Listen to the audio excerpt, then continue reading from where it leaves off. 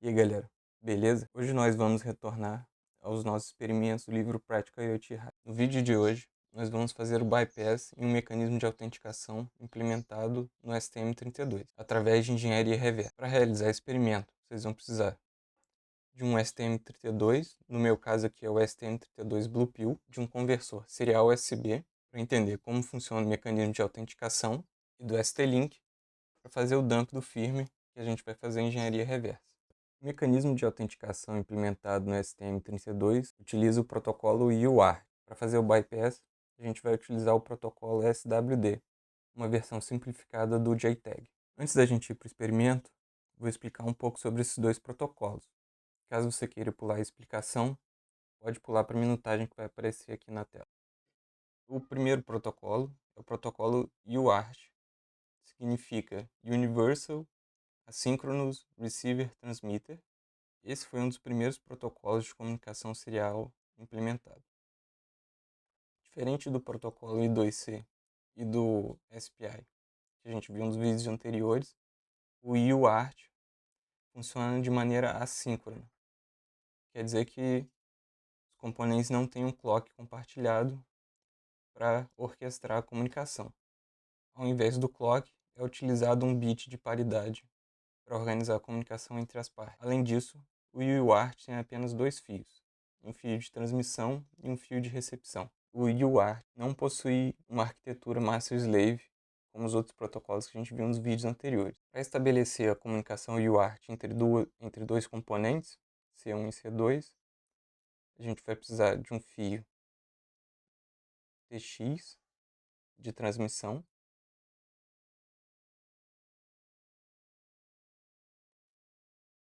e um fio RX de recepção.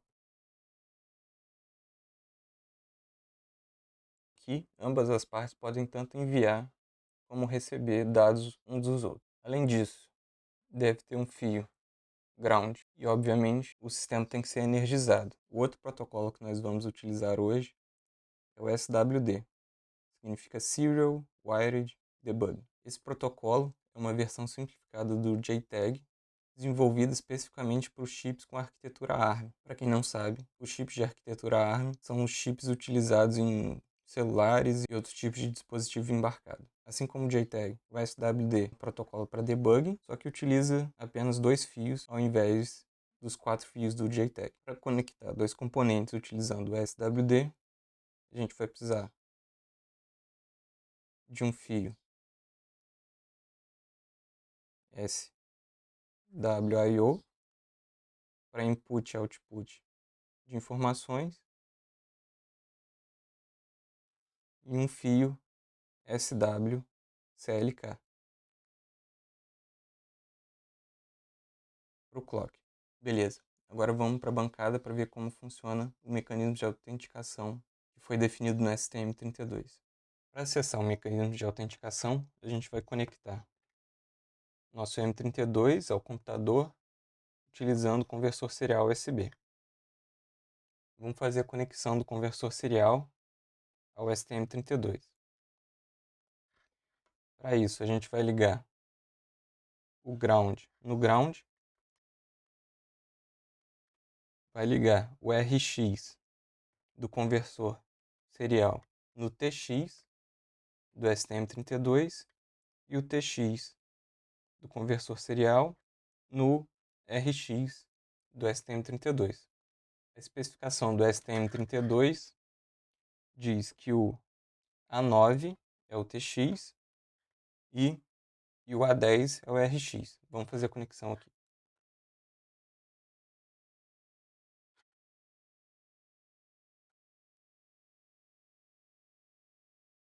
Agora a gente vai ligar o conversor serial USB no computador e o STM32 na energia ou no computador também.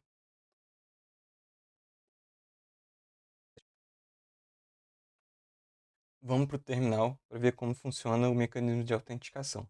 Para acessar a comunicação serial com STM32, a gente vai usar o comando screen. Na porta PTY USB0, a gente dá Enter aqui, não vai aparecer nada na tela por enquanto, a gente tem que reiniciar o nosso STM32. Para reiniciar, a gente só tem que apertar esse botão de reset aqui.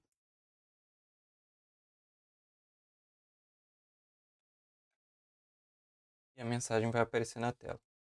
Vai aparecer essa opção de login aqui pra gente. A gente pode tentar digitar a senha. Uma senha qualquer, sei lá, teste. Vai dar acesso negado. E a gente pode continuar chutando senhas aqui, né? Sei lá, senha, acesso negado. Password, acesso negado. E a gente pode ficar o dia inteiro aqui tentando chutar uma senha qualquer. Ele não vai bloquear a gente, mas também vai ser difícil encontrar uma senha por força bruta. Qual é a estratégia que a gente vai utilizar para fazer o bypass aqui desse mecanismo de autenticação? Eu vou fazer o dump do firmware no STM32 e vou fazer engenharia reversa para tentar descobrir se no código tem alguma senha escrita que vai permitir que a gente dê o bypass aqui. Bom, então vamos lá fazer o dump do firmware. Para fazer o dump, a gente vai usar o ST-Link. Vou conectar o ST-Link ao STM32. Para fazer isso, primeiro a gente desconecta aqui o conversor serial, ele não vai ser mais necessário por enquanto. Vou conectar o ST-Link. Aqui a conexão é bem simples. Vou ligar o SW CLK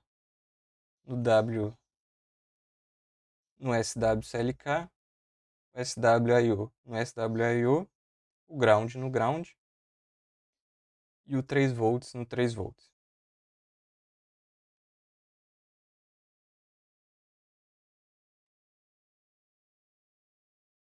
Agora vamos conectar o ST-Link no computador e vamos utilizar o OpenOCD para fazer o dump do firmware. Então beleza, a gente vai conectar o ST-Link no computador para fazer o dump.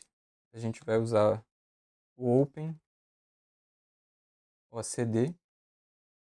Para quem não conhece, o OpenOCD é uma ferramenta para fazer debugging, gravação de firmware, dumping de firmware e várias outras opções em dispositivos embarcados, principalmente da família STM32. Para se conectar ao nosso STM32, a gente vai usar os seguintes parâmetros: "-f, user, share, OpenOCD, scripts, interface, ST-Link, v2.conf", para definir que a gente está usando um ST-Link como interface, "-f, user, share, OpenOCD, script, target. Aqui no meu caso é o STM32F3X. Se vocês estiverem reproduzindo esse experimento, pode ser que seja um dispositivo diferente. Vocês têm que ir testando. A gente dá Enter aqui. E ele vai abrir um serviço de Telnet na porta 444 e um serviço para debugging do GDB na porta 6666. A gente vai em outra aba aqui e vamos nos conectar ao Telnet. Localhost, porta 4444. Beleza, conectou aqui. A gente usa o comando route para parar o dispositivo, para parar o chip. A gente pode usar o comando mdw 0x 08 000 000, que é onde inicia a memória flash, e definir intervalos de 20. Aí aqui ele vai mostrar alguns segmentos de memória. A gente pode ir navegando por ele se quiser. Para fazer o dump, a gente usa o comando dump underline image, define o nome, pode ser qualquer nome, bota aqui serial.bin, define o endereço onde a gente vai fazer o dump, caso 0 no caso 0,8,000,000 e a quantidade de memória que a gente quer fazer o dump. Aqui o STM32 tem 128 KB de memória. Vou fazer o dump da memória toda, embora o programa que está nele não necessariamente tenha esse tamanho. 131,072. É só dar Enter e ele já fez o dump. Beleza, aqui a gente pode encerrar o Telnet e também pode encerrar o OpenOCD. Aí legal, a gente usa o ls e está aqui o binário que a gente extraiu, seria o ponto .bin. Para fazer engenharia reversa, eu vou converter esse binário em um executável usando o comando arm-num-ea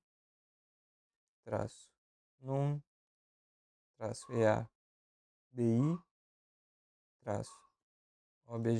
copy com um parâmetro menos menos input target igual binary menos menos output target igual elf 32 little.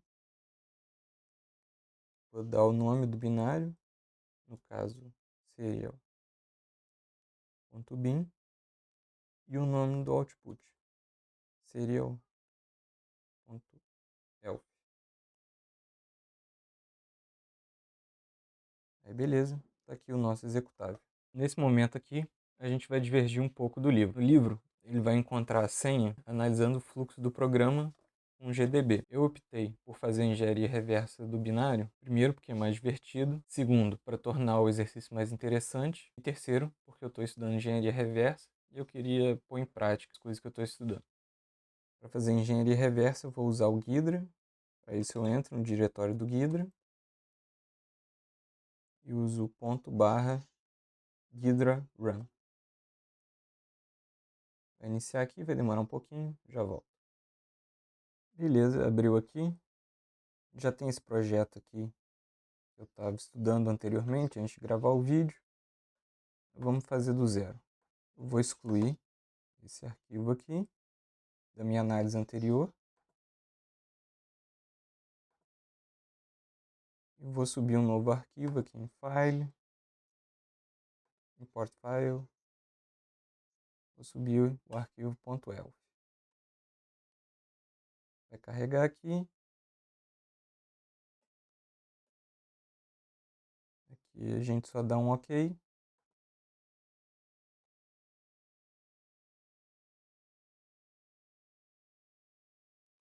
Ele carregou algumas informações gerais aqui.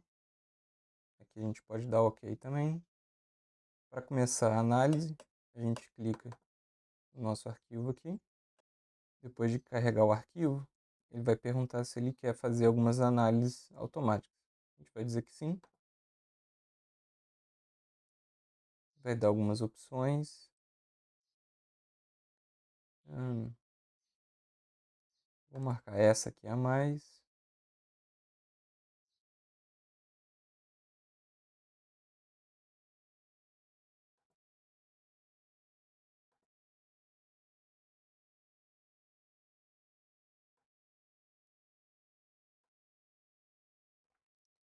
A gente clica aqui em aplicar e analisar. Ele vai fazer a análise do executável. Está rodando aqui, vai demorar um pouquinho. Daqui a pouco a gente volta. Então, beleza, aqui no Ghidra a gente tem o código em assembly. Como a gente está trabalhando com a arquitetura ARM, a gente pode ver que os registradores são diferentes. Diferentemente do EAX, EBX, SX da arquitetura x32, a gente tem o R0 até o R15.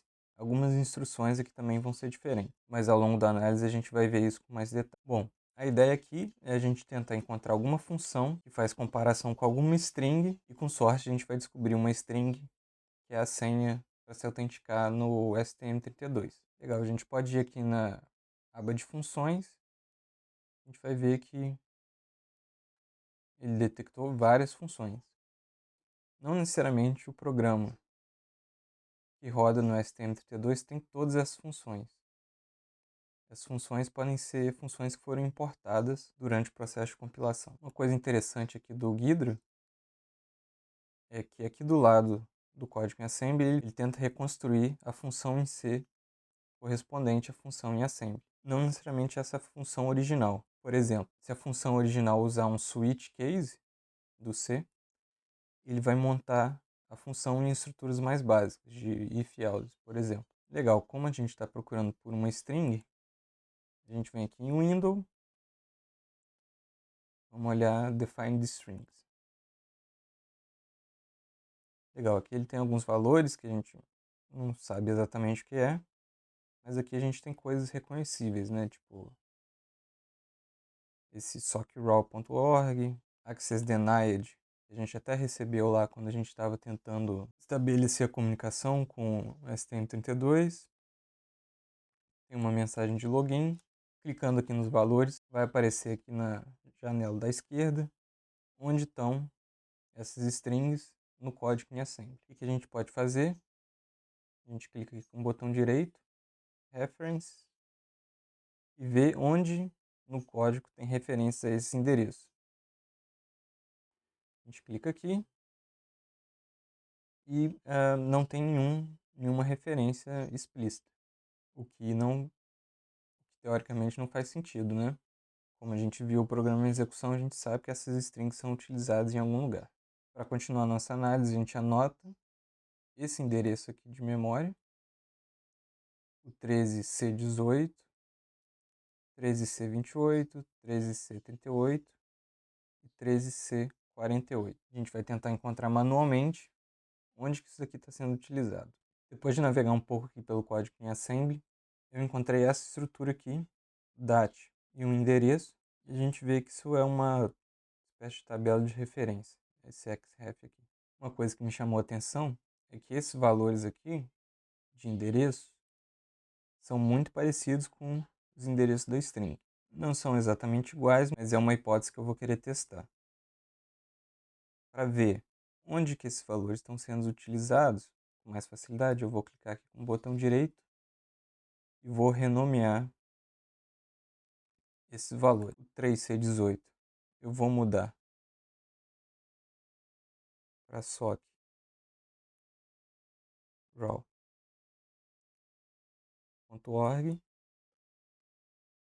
Esse segundo valor eu vou mudar para access granted. Terceiro valor vou mudar para access denied. Esse último aqui eu vou mudar para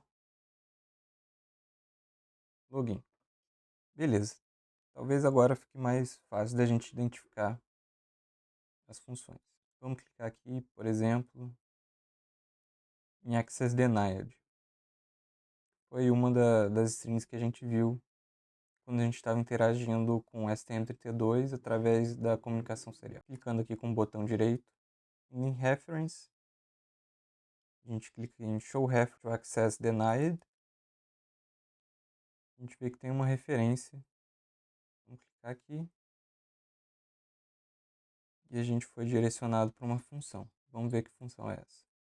Está aqui a função. Vamos clicar nela aqui. E vamos ver qual função em C o Ghidra montou aqui para a gente. Aqui a gente pode ver as nossas strings. Agora de maneira mais clara. A gente vê que essas três strings aqui, a login, access denied e access granted,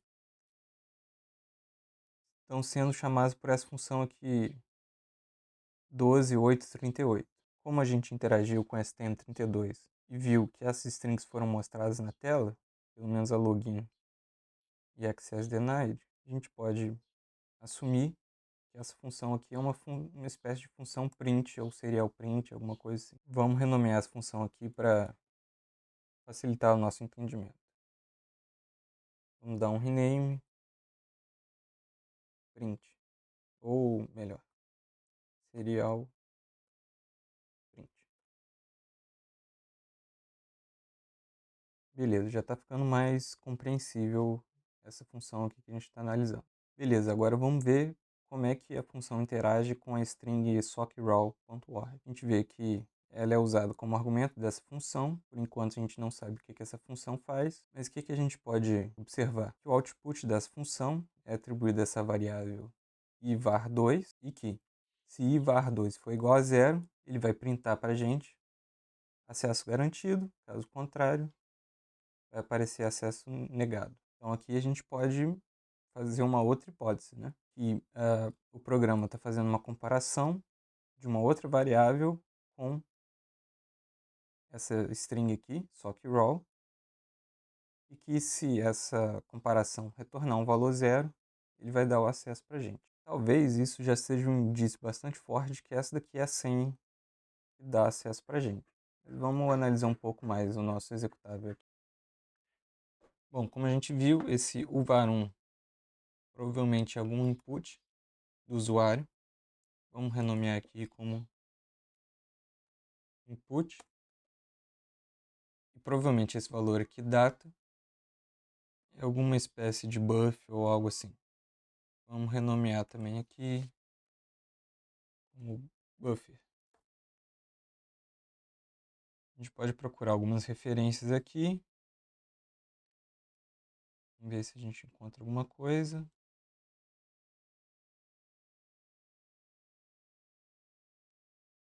Não, é só a nossa função aqui mesmo.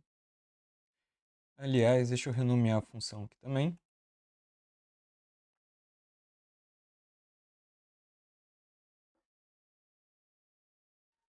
Como valida. O que a gente pode fazer agora?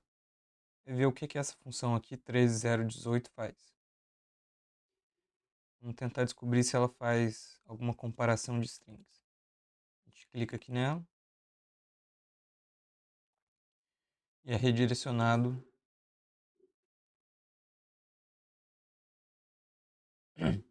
e aqui a gente está na função.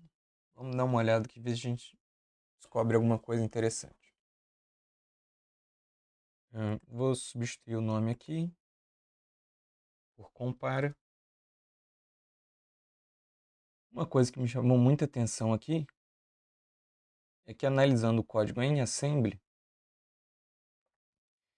ele faz várias comparações que parecem ser comparações de string. Se a gente, desde aqui do início, e olhando as instruções, a gente vai encontrar várias instruções CMP ou cmp.eq.w.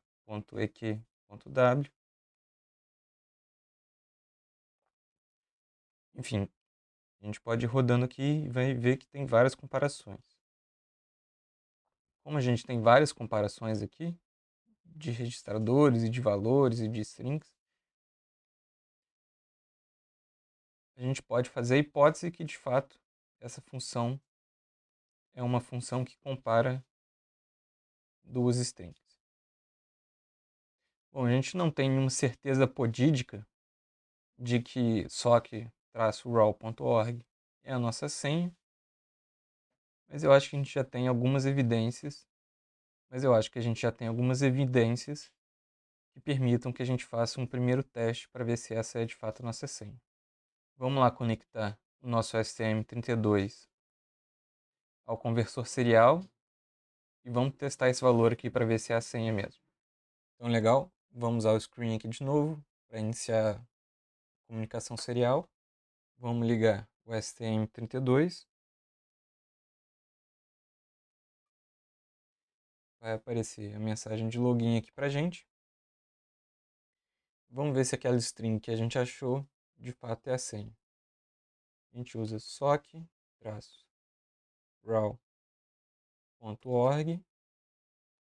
dá Enter e a gente conseguiu o acesso.